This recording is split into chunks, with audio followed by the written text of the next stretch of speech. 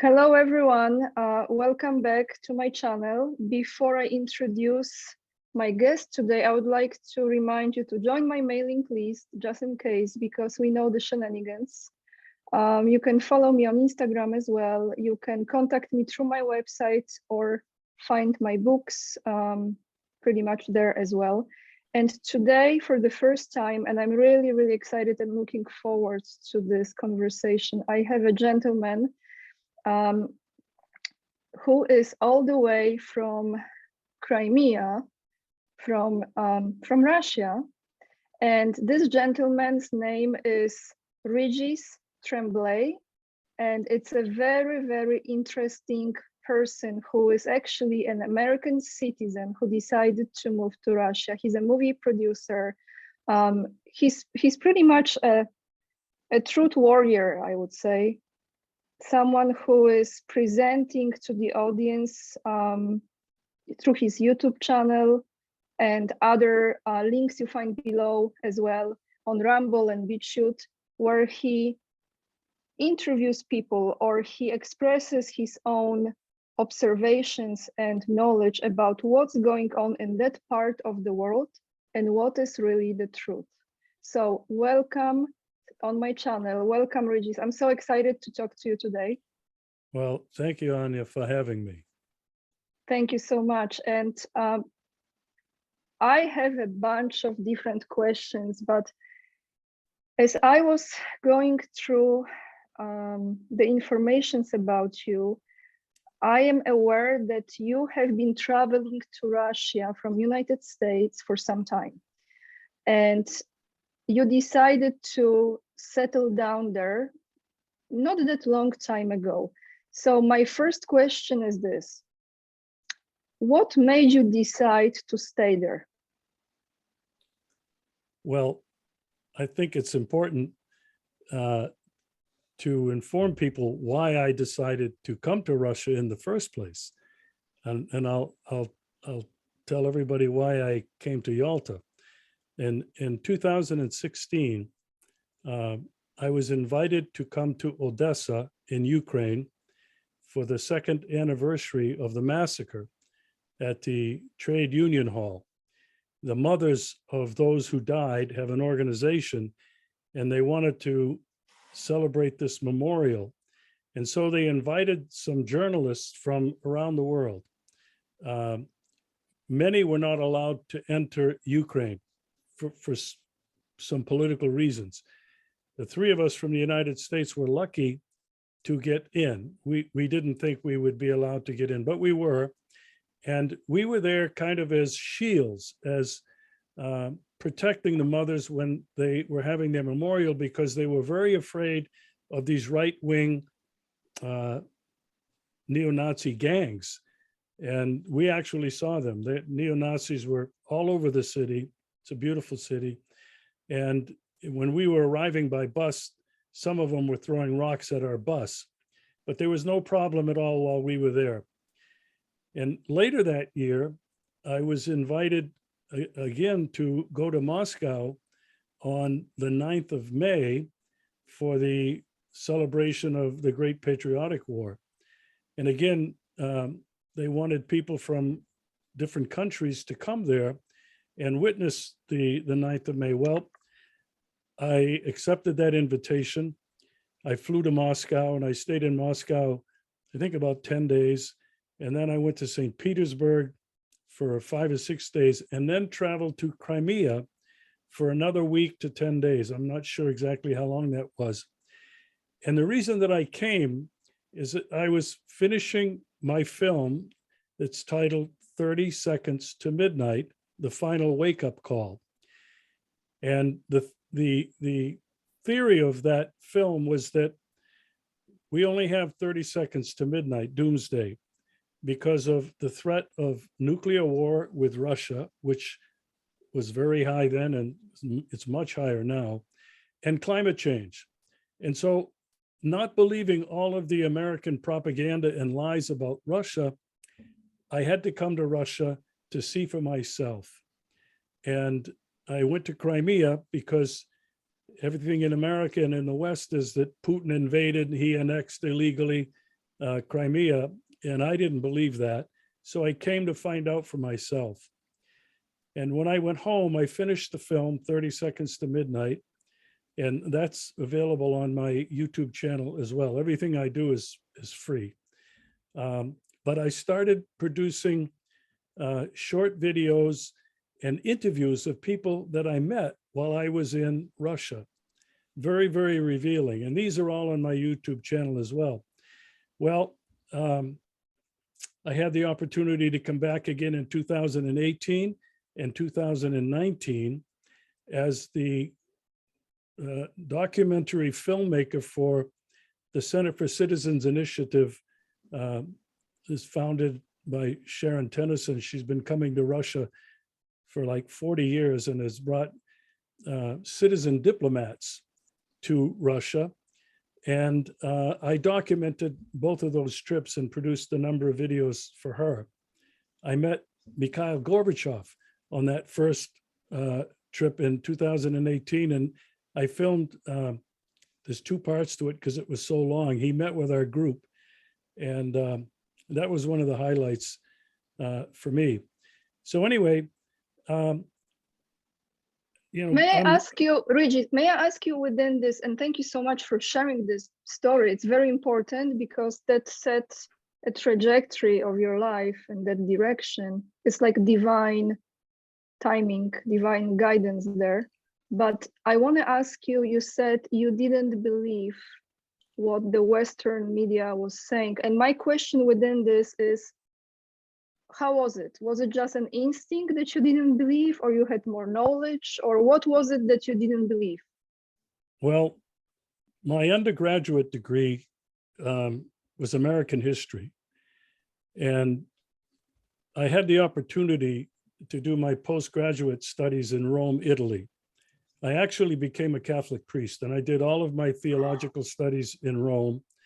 And it was the first time that my eyes were opened to what other people around the world thought of the United States. And there were people in my class from everywhere, all over the world. And they held up some of the things that were very ugly about the United States that we just never talked about. And so I didn't become an activist until many years later. I was busy. I had left the priesthood, and later I got married and had children. But in 2011, I was invited to go to Jeju Island in South Korea. It's a small island about 60 miles off the coast of South Korea. And I thought I was going to go there just to film a demonstration by some village people, farmers and fishermen, who were demonstrating against the construction of a massive naval base to accommodate Obama's pivot to Asia at that time. And this group of people, peace activists, paid for part of that trip. And what I discovered there ended up being a feature film that I was the first one to tell the story of what happened right after World War II, when the Koreans thought they were liberated from 35 years of Japanese occupation, only to find out that the United States military government took over in Korea. And the peasants on this island did not have arms. They just rose up against this occupation of the United States because they thought they were free. And the United States feared that they were communist Reds, just like they feared North Korea. And so under the command of the United States military, some 30,000 of these peasants were massacred over a period of about a year to a year and a half. And this was all classified material in both the United States and Korea. In fact, if anybody in South Korea talked about this, they could go to jail, their families could go to jail, or they could just be disappeared. And it was not made public until somewhere in the 1990s. Well, I found out about this on the last 2 days of my trip.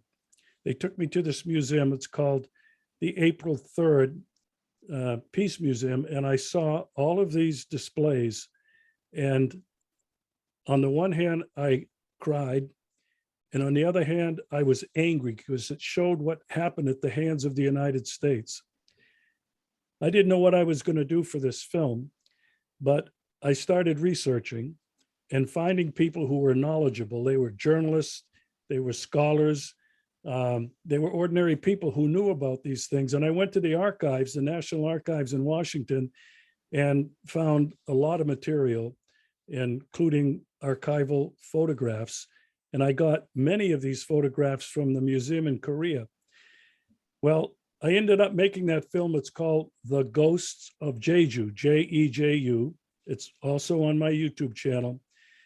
And that changed my life. Going to South Korea and experiencing what I did with these people who were being arrested and brutalized by hundreds of police on a daily basis, multiple times a day, as they protested in front of the entrance to this base where cement trucks were coming, 15 or 20 at a time. And they tried to block the entrance and they were removed. This was a ritual that went on several times a day for 8 or 9 years. So I was very moved by this. I was going between feeling like crying all the time to then seeing these people rejoice and dance in the evenings and share their experiences. I ended up making the film.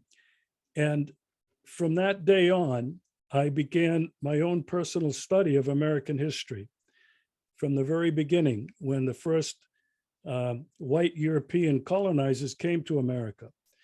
And the history of America has been a story of genocide, the theft of land and resources, slavery, and then the theft of land and resources all over this planet. And so I lived through the first Gulf War, the second Gulf War. I lived through the attacks on Syria. I lived through what the United States did in Libya. And I remembered what under Bill Clinton, what they did to bomb the heck out of Yugoslavia, Kosovo, and Serbia. Sarajevo. And so I became very angry. And I started working on this film, 30 Seconds to Midnight. And I knew then that I did not believe anything that was coming from the mouths of authorities, politicians, even experts. And so I had to come for myself to find out the truth. Why did I settle in Crimea, which was part of your first question? Crimea is a beautiful place on the one hand, but being a retired person and not making money off of my films, I was no longer able to live in the United States. I was living in my home state where I was born in Maine, and my car, because of the harsh winters, had rusted out. It would no longer pass inspection. I couldn't afford another car, even an old used car. So in those trips to Russia, I realized that on my small pension in America, I could live comfortably, not like somebody that's wealthy, but frugally, but comfortably. And I had made connections in Crimea. And so I thought, well, I'm going to go there and see if I can make it happen, have a life there. And that was in March of 2020, 2 years ago. And I have to say— What a timing, right? What a timing, right? Yeah, right. Because a week later, the thing we can't talk about happened. Yeah. And then this conflict in Ukraine happened this year, February 24th. So both of those things have made it impossible for me to go back to the States to see my children, my grandchildren. I don't think I'll ever be able to go back. I think because I have been trying to be a truthful counter narrative to all of the United States lies, misinformation, and propaganda. And I think you will. I think you will go back. I mean, not forever, but I really feel this will be very special reunion, because yeah, I do. It will be very, very special, almost like a sacred trip. I think I would be met when I went through customs and immigration, and they would put handcuffs on me and I would disappear. That's what I would be afraid of. Not yet, but you will go for sure. So But anyway, can I ask you? yeah, Can I sure. ask you here? Can I ask you here? Because I look at the map today, and I look at Crimea, and the location of that region is, especially there is a city, Sevastopol, that Sevastopol. is very, very strategic location, you can say, as far as the access to transportation to Turkey, to the sea, which is, it's very beautiful place too. But I want to ask you this, in that region where you are in Crimea, what at this point, and we will go back to the history to 2014, which is really crucial, but at this point, at this moment, Regis, what is overall opinion about this intervention that is taking place, about this conflict that is taking place? I don't really like to use this word conflict. It is conflict, but it's, Well, yeah, I'll tell you. intervention. I'll tell you. It's very different than what the feeling is on the mainland in Russia, because in 1951, Nikita Khrushchev, during the Soviet Union, who was Ukrainian born, for political reasons, deeded Crimea to Ukraine to be governed as an autonomous republic, sort of. It was neglected for all of these years. But what happened during the time of the Soviet Union, not only with Russian origin people and Ukrainian, with all the other, there was intermarriage. And so people today in Crimea, throughout Crimea, have family and relatives and friends living on the other side of the border. So the mood is one of, it's very somber. In the first week or two of the Russian intervention, many of these people were not able to sleep. They were sleep deprived, interrupted. They were depressed. To make matters worse, when Crimea returned to Russia, where it had been belonged since the time of Catherine the Great in the 18th century, these people were divided when Crimea returned to the Russian Federation, and families were split at that time. Husbands and wives divorced because one was Russian born, one was Ukrainian born, and they couldn't resolve this. The same thing happened with friends, would happen with people who had known each other for their whole lives. And so this is carried over to the present day. I have friends that have tried to contact their friends from grade school, from high school, some 30, 40 years ago, and they will not talk to each other. So that's the feeling in the mood in Crimea now. I think now, after we've been some 30 some days, 33, 34 days into this intervention, that some of the emotional part of it has subsided, but people are still worried about their relatives they haven't heard from. They don't know if they're dead or alive. They live in those cities like Mariupol, in Kiev, Kharkov, and so they're really worried. So I hope that answers your question. It does. However, I would to know overall if they understand what's taking place there or not. Wow. People are divided, Anya. You see the Z that you see on the Russian tanks and the V on, there's different interpretations of what that they mean, but I'm not going to go into that. But you see the Z here in Yalta, painted on benches, painted on walls, on the backs of some of the public buses. They've taken white tape and they've made a Z and pasted it in the back window next to the number from the bus. There are other people who are not happy about the Russian intervention. And I have to tell, and I tell my American friends and audiences, whenever I'm asked, there's a large peace movement now in Russia. It's true that there's been tens of thousands of people that have risen up against this war, that they call it, against their brothers, Slavic brothers and sisters in Ukraine. Those protests died down very quickly. So what I'm trying to point out is people here are divided, but the vast majority of people support President Putin for this intervention. His approval rating went from before February 24th to the present day from the mid 60 percentile to the 80th percentile. Yes, So I just read it majority- yesterday. You're right. I just read Yes. it yesterday. So the 83 or majority of 82. Russians, Yeah. the majority of Russians realize what happened in Eastern Ukraine, the Donbass region, where, by the way, I've been on 2 different occasions for a total of a month.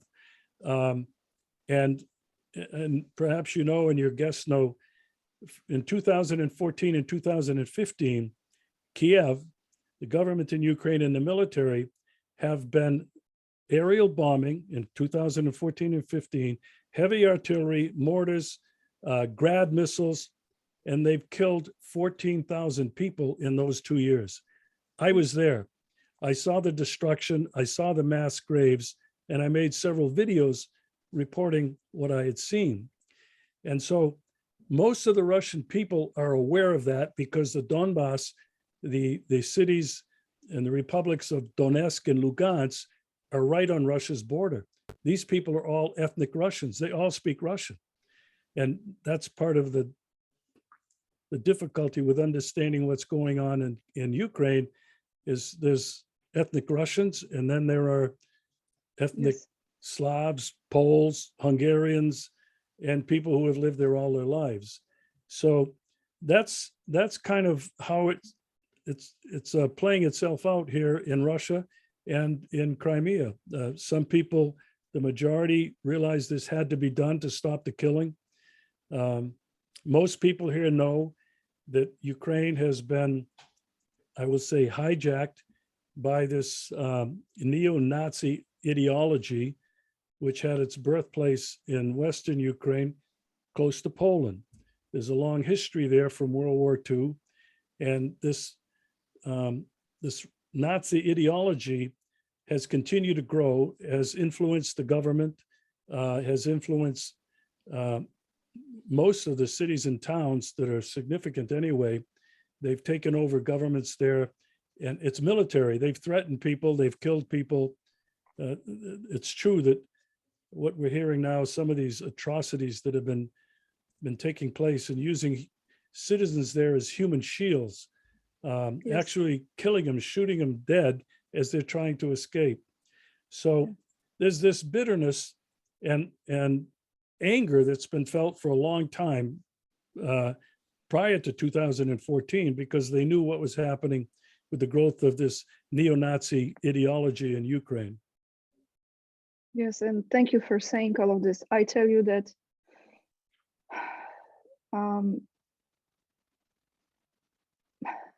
you know, I grew up in communism in Poland. And I did this like live stream yesterday. I said to my audience that if there is someone who would be first to condemn and hate Russians, it would be someone like me, who saw the Russian soldiers on the street in 1981 in Poland, right? Who grew up under this suppression and Communist Party in Poland and all of it, the Soviet Union times. But what I want to say is, I really felt from the very beginning of the intervention that something was off.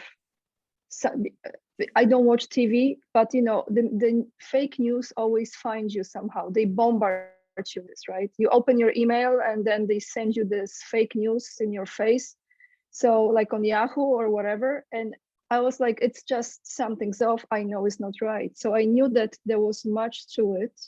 It's actually very multi-layered about the corruption and who's involved and what companies and the names and the connections and all of it. But when I watched the recordings by Patrick Lancaster, his American, I know him. yes, I have to tell you, I'm so grateful for this man doing this, because this is with real people over there. And I said, those are real victims because they stayed there. Some of them, you know, this is their land, this is their home, those are their roots.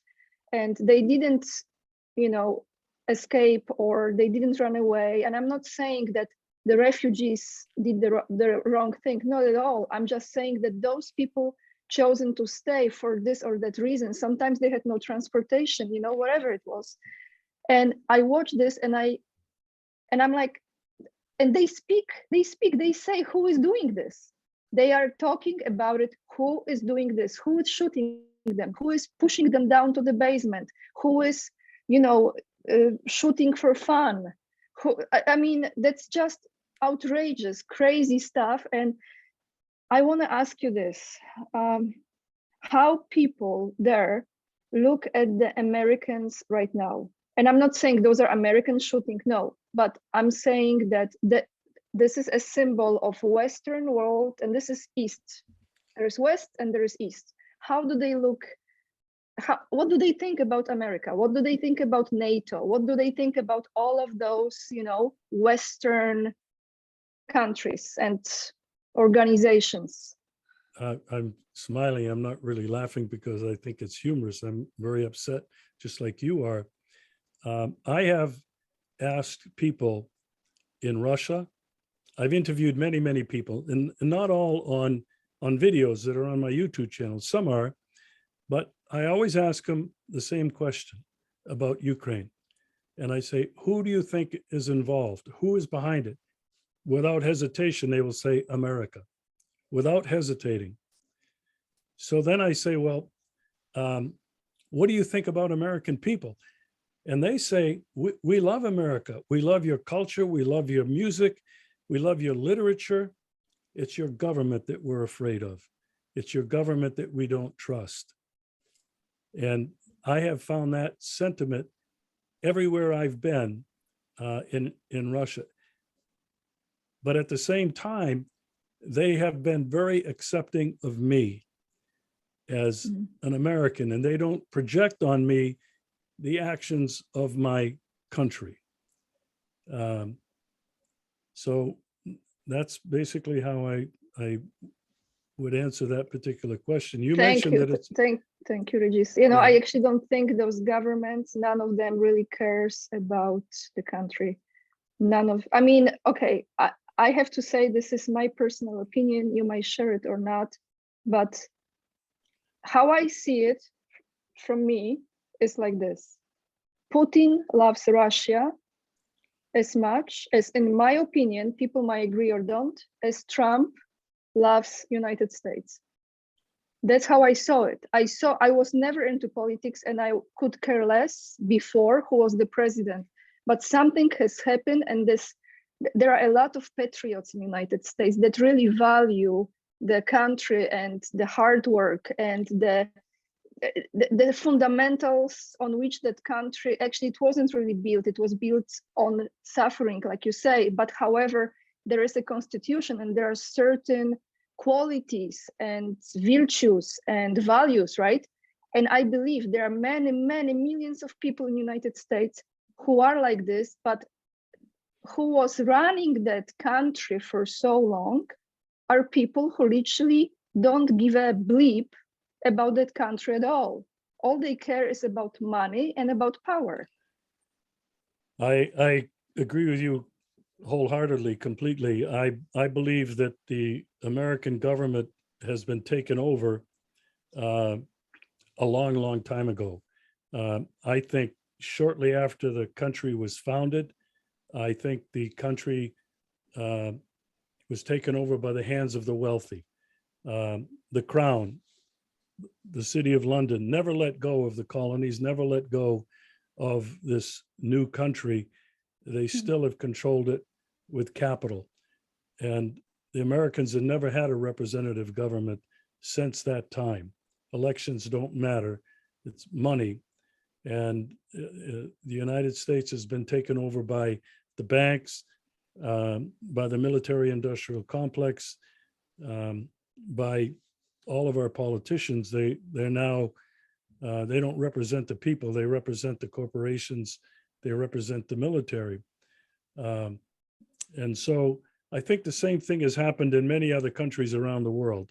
I think most of Europe and European countries have suffered the same fate.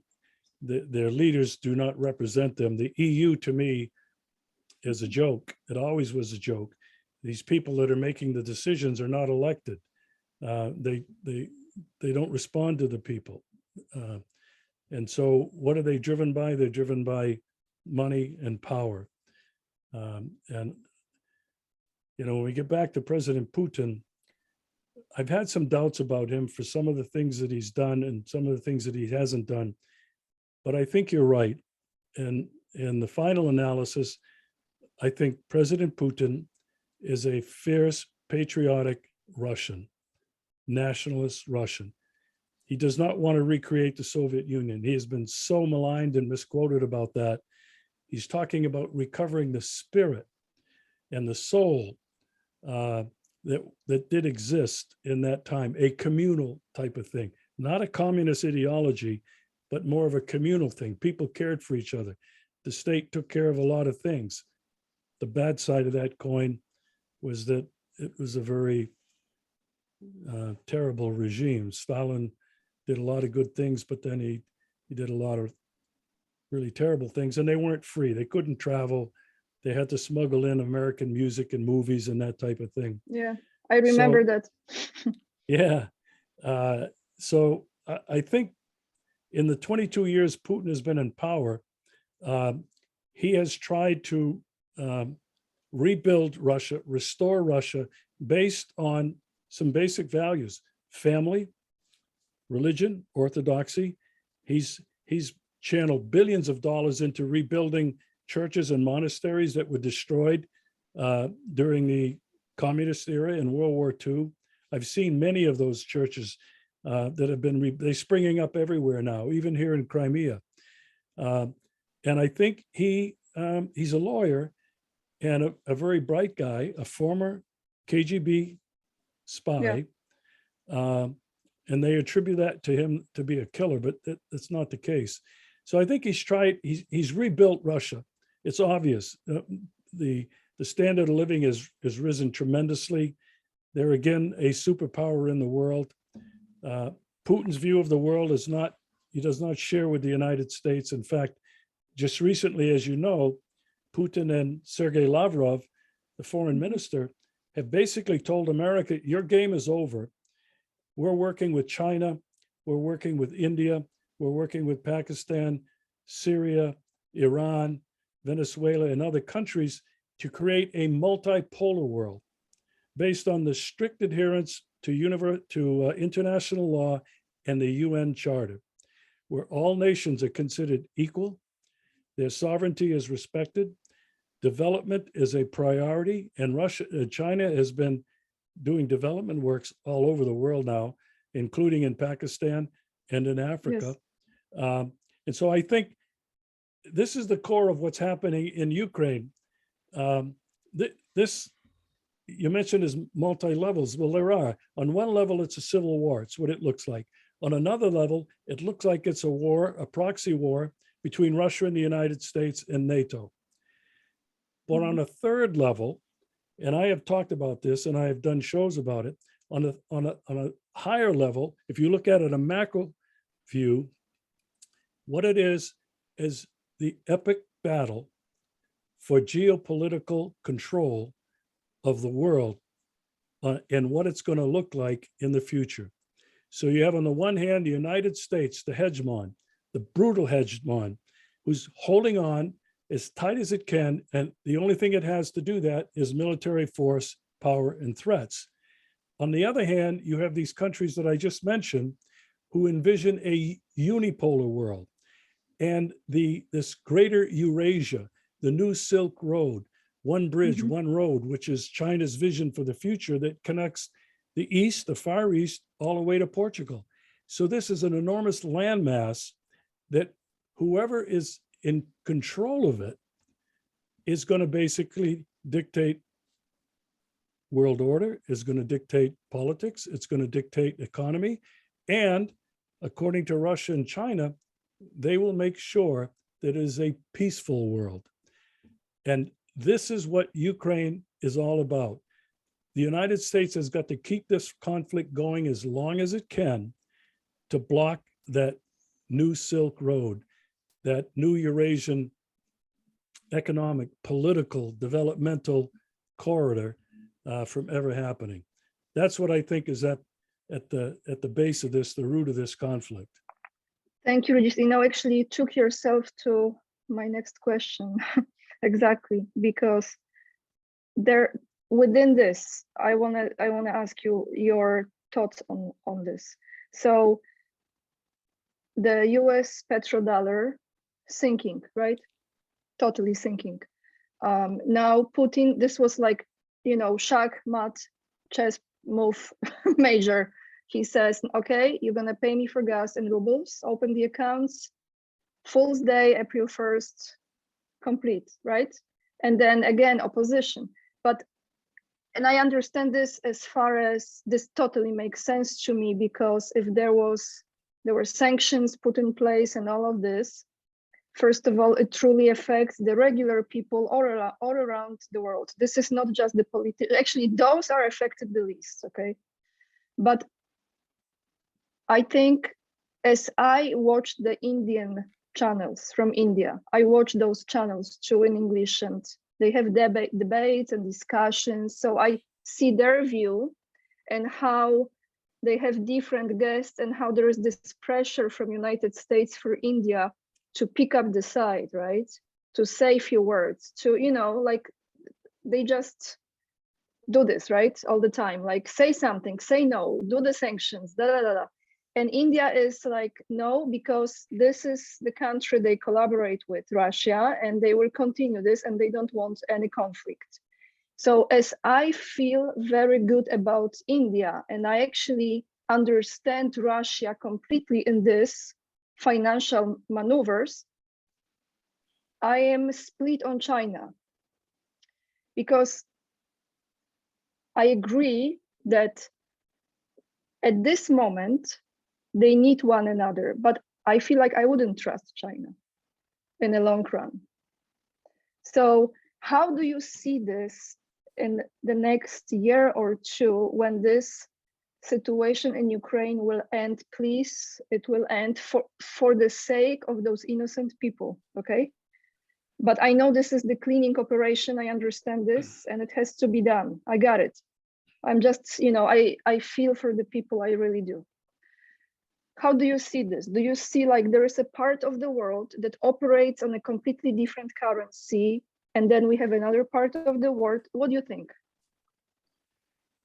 That's exactly what I meant by this epic battle between a unipolar world controlled by the United States and Europe, NATO, and Russia, China, India, Pakistan, Iran, Venezuela, and Brazil, and many other countries are already trading in their own currencies. They've made that known. Oh, yeah. Okay, so the dollar, they've been chipping away at the dollar for a few years. Russia and China, obviously, if people are listening, have made it clear that the time of the petrodollar is over. And Putin, when he said April 1st, today, you pay in rubles or you don't get gas. The ruble, by the way, went way, way down. Prices here went up 20 to 30% the first couple of days. And now I heard today that the ruble is back to where it was. It's about 80 rubles per dollar. So it's come back. So in terms of a new world economy, it's happening. And the sanctions have only accelerated it. The Europeans are suffering badly, not just from the lack of gas and oil, but everything, food prices and everything. And finally, the United States is feeling the same bite. Gas is out of sight, $7 plus in California, Yeah. $4 and $5 on the East Coast. It's crazy, crazy. Yeah, yeah. And there's no stopping it. There is no recovery from this time. The intention is for it not to recover. I think that those globalists, those economic cabal of bankers actually want to tank this world economy. They're going for a grab, total grab, and the only thing standing in their way right now is China and Russia.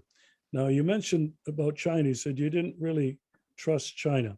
I've heard a lot of Russians say that. There's bad history, there's bad blood.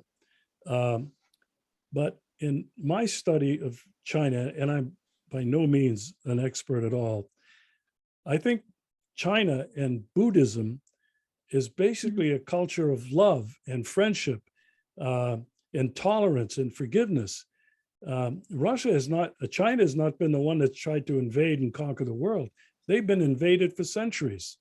The same white European colonialists have just savaged China. And I tend to take the side of, well, let's see where it goes. Russia's being cautious, but I would like to give the benefit of the doubt to what President Xi and President Putin have said publicly on February 4th, when they came out with that declaration of a new world order that put the United States on notice. We're not playing your game anymore. A lot of people have not paid enough attention to that document. Okay, now Lavrov is meeting with his counterpart this past week. They basically said the same thing to America. You're not playing anymore. We are moving in a different direction. I don't know that the rest of the world has really heard that or understood what it really means. So I go back to my theory of this macro view that what we're seeing is a geopolitical shift, a shift of everything. Life is not going to be what it was before or what it is now, but it's going to be open to new possibilities.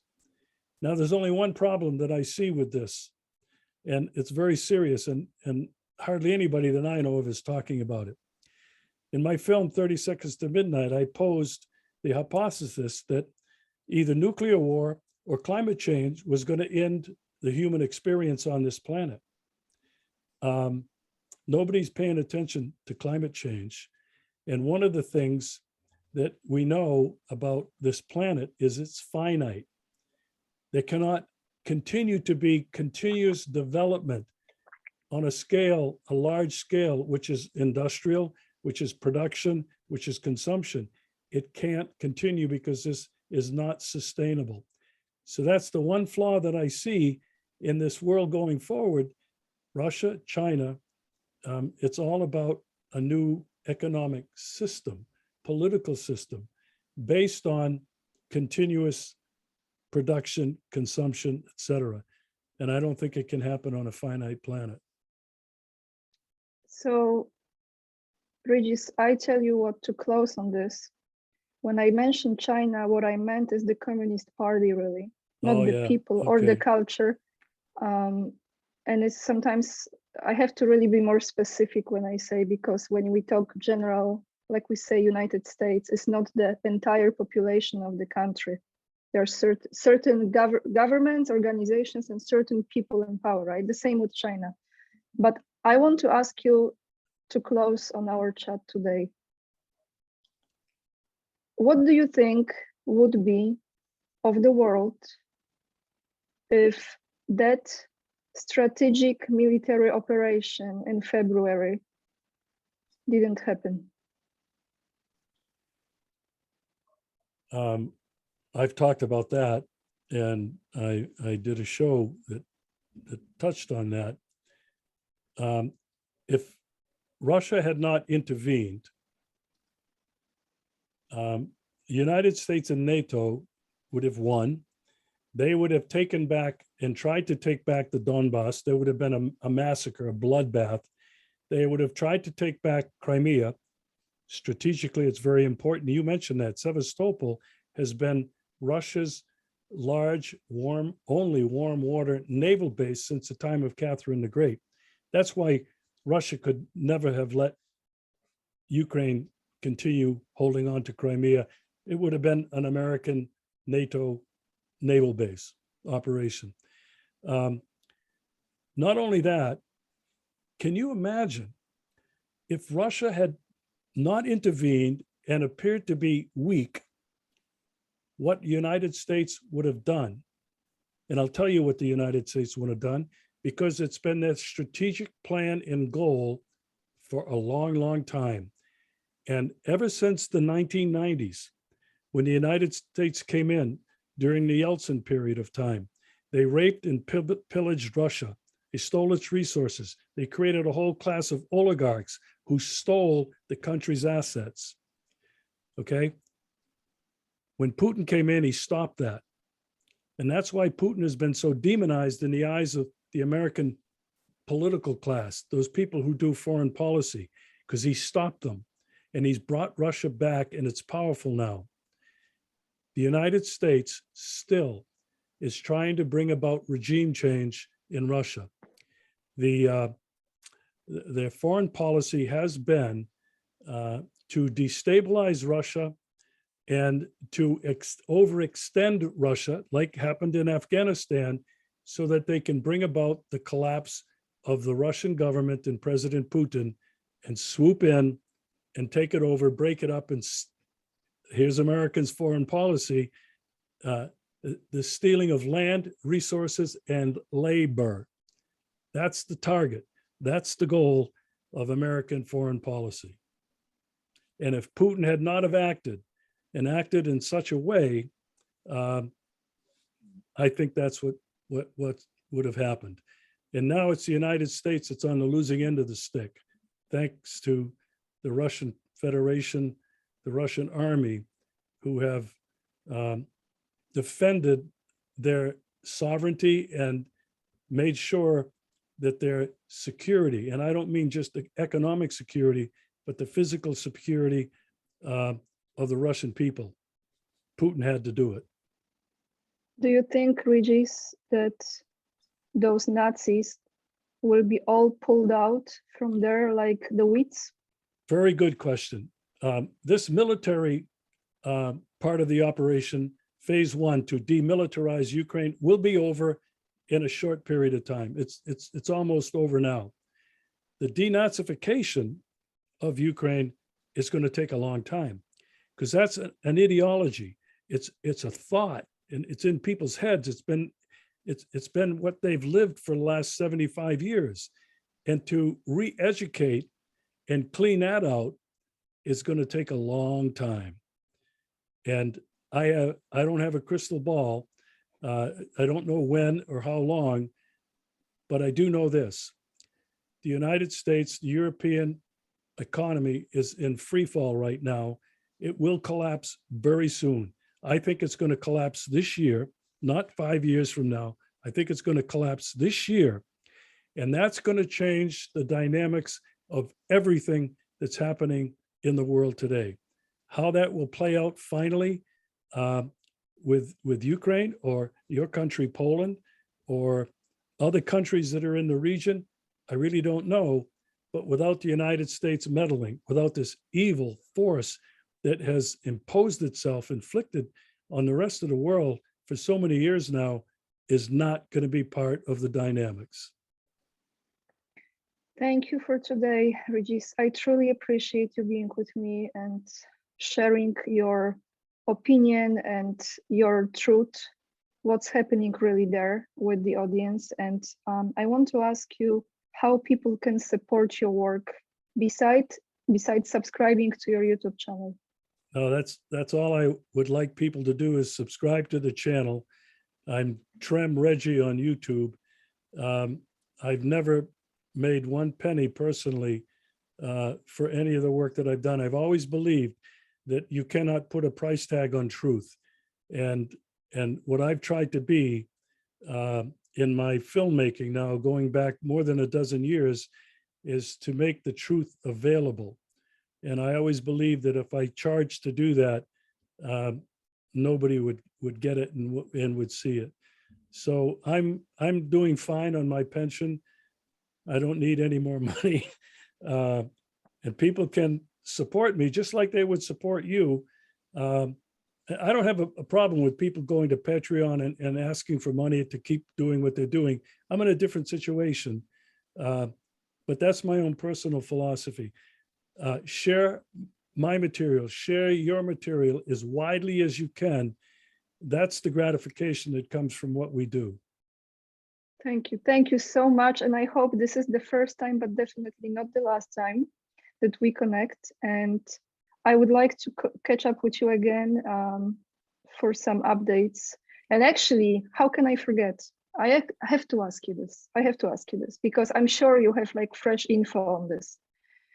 I heard today that there was an attack by Ukrainians on Russian oil. What was it, like a, how you call it in English? A refinery. Correct. So what's really there? What happened before we end this? Well, I don't have the information from the Russian Foreign Ministry or the Russian military, Yeah.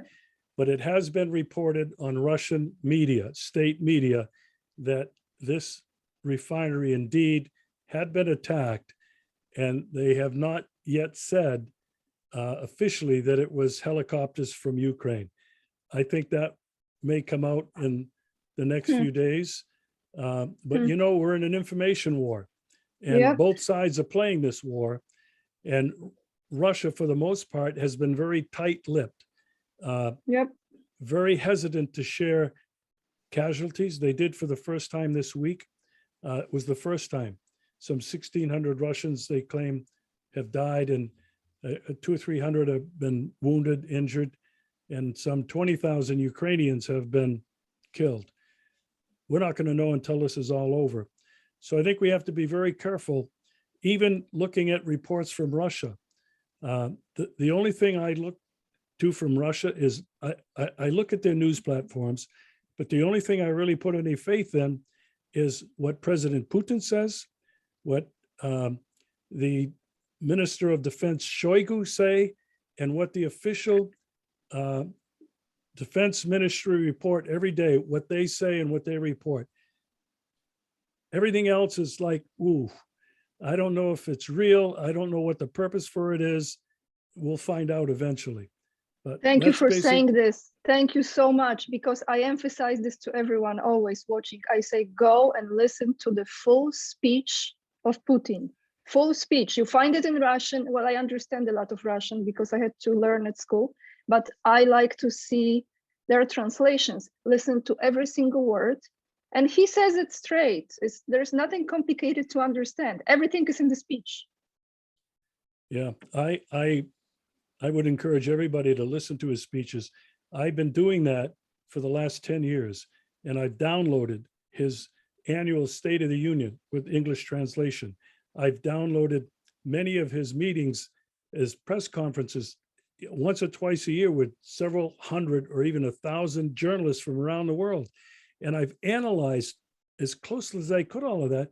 And when people say, you can't trust him, I go, you look at his words and then you look at his deeds. He doesn't bluff. He doesn't lie. I believe Putin has been telling it like it is.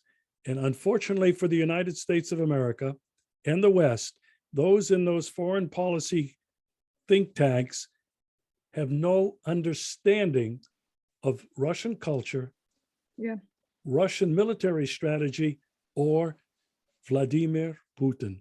They do not understand, right, Regis, or history. Or history. Oh, Americans don't even know their own history.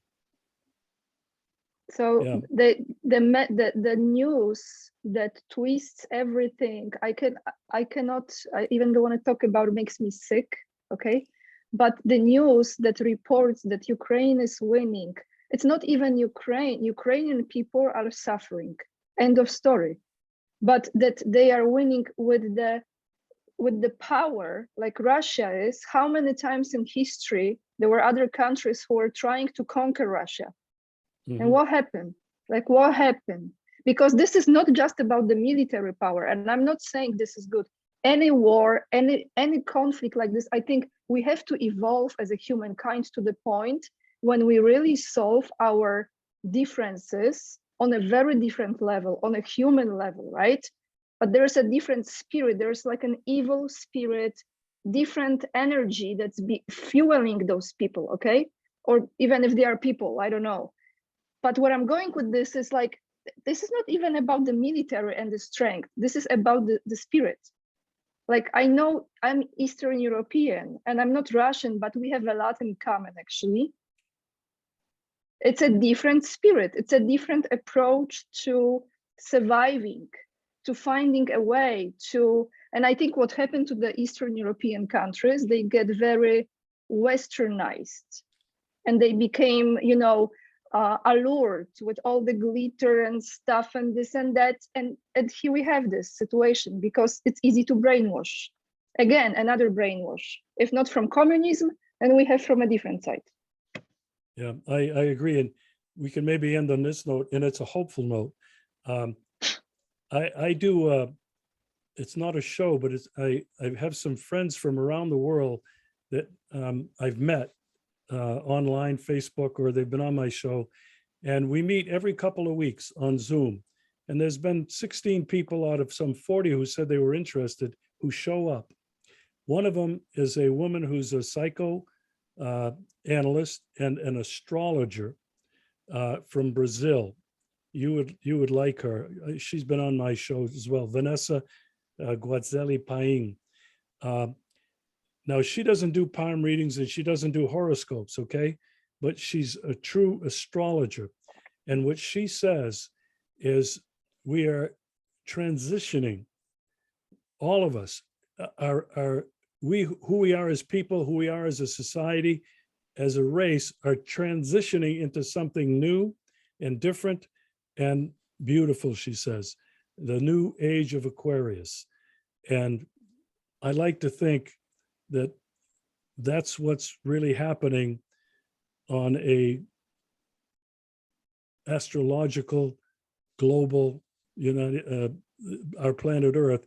I do think we're in this transition period. When we come out the other side, we will be different. And maybe we will be, for the first time, without war, without killing, without greed. Yes, so beautiful. So beautiful. Thank you, Regis, because this is exactly what my audience is on this page. This is where we are. We are totally on this. And it's like two earths coexisting. Thank you so much. I'm not holding you any longer. Thank you so much, everyone. Please check out Regis' YouTube channel and all the other works that he did. Every link you find down below this video. So just scroll down and you can find Regis Tremblay over there. Thank you so much again. Thank you. Thank you very much.